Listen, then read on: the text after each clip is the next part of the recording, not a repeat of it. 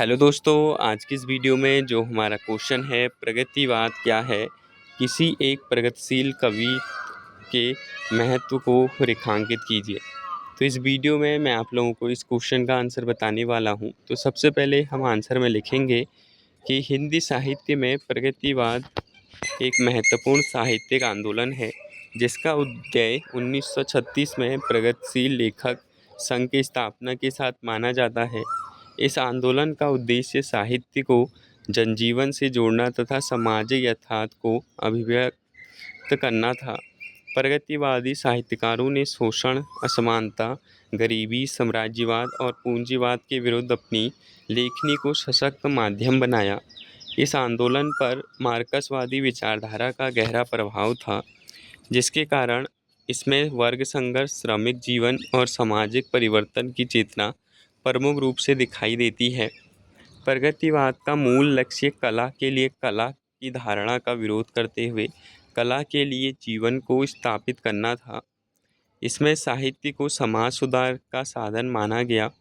प्रगतिवाद कवियों ने आम आदमी के दुख, दर्द, संघर्ष और सपनों को अपनी रचनाओं का विषय बनाया।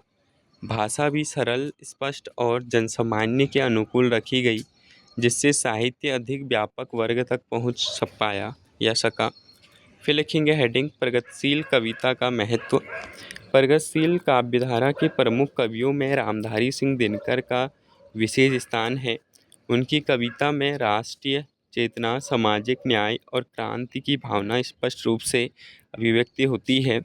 उनकी प्रसिद्ध कृति हुंकार प्रगतिवादी चेतना का सशक्त उदाहरण है।